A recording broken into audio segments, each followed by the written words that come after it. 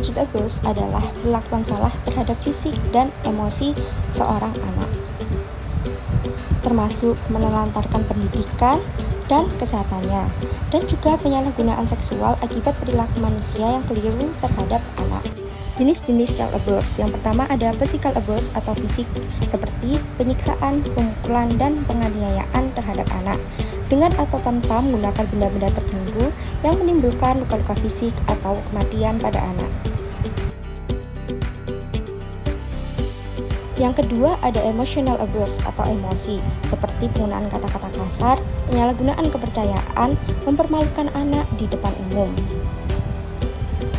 melontarkan ancaman dengan kata-kata, membanding-bandingkan anak, dan sebagainya. Yang ketiga ada sexual abuse atau seksual, meliputi pelecehan verbal, pelecehan melalui gestur tubuh, pelecehan kekerasan online, dan pelecehan fisik. Yang keempat ada neglect atau penelantaran, seperti pengabaian terhadap kebutuhan dan keinginan anak, membiarkan anak melakukan hal-hal yang akan membahayakan anak, lalai dalam pemberian asupan gizi atau layanan kesehatan, pengabaian pemberian pendidikan yang tepat bagi anak, pengabaian pemberian perhatian dan kasih sayang, dan tindakan pengabaian lainnya. Yang kelima ada commercial exploitation atau eksploitasi komersial, seperti pelacuran anak atau pemaksaan anak untuk bekerja. Faktor-faktor pada anak meliputi usia anak yang terlalu muda, kondisi kesehatan fisik atau mental yang buruk, perilaku yang sulit atau menantang. Kemudian faktor orang tua, riwayat orang tua, stres finansial, penggunaan alkohol atau narkoba, konflik pernikahan atau perceraian, pengetahuan, lingkungan. Dampak yang pertama yaitu dampak fisik, meliputi memar, keterlambatan pertumbuhan, masalah kesehatan kronis. Lalu yang kedua ada dampak psikologis, meliputi cemas, depresi, gangguan kepribadian, dan gangguan pola makan. Kemudian yang ketiga ada dampak perilaku, meliputi penyalahgunaan narkoba atau alkohol, perilaku seksual beresiko, dan kenakalan atau tindakan kriminal.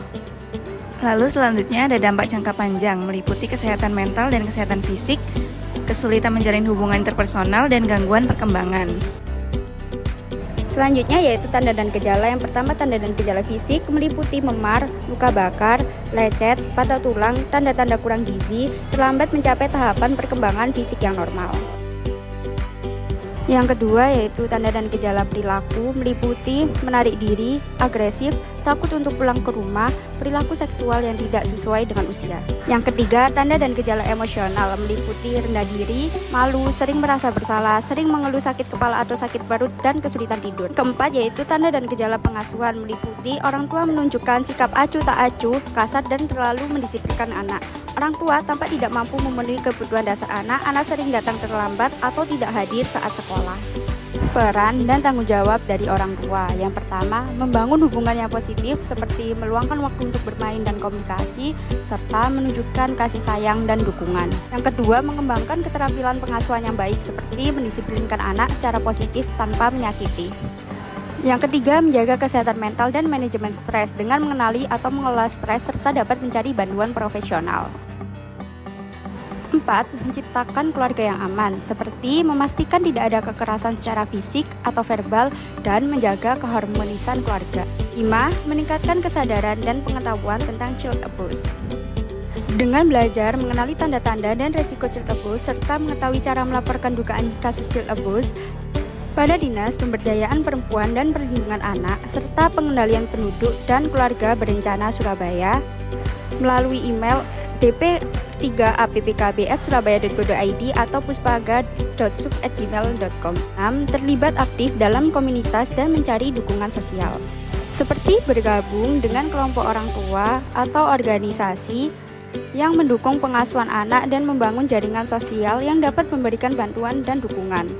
Mengembangkan rencana aksi pribadi untuk menciptakan lingkungan keluarga yang aman dan kondusif. Yang pertama yaitu untuk mencegah dan menangani child abuse.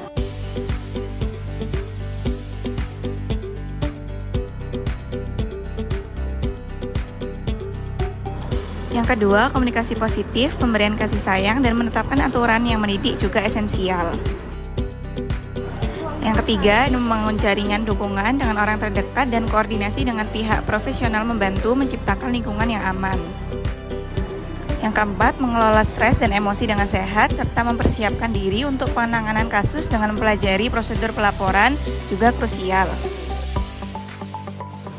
Yang kelima, komitmen pada perbaikan berkelanjutan melalui evaluasi rutin dan peningkatan kemampuan dalam mencegah dan menangani abuse menjadi bagian penting dalam upaya ini.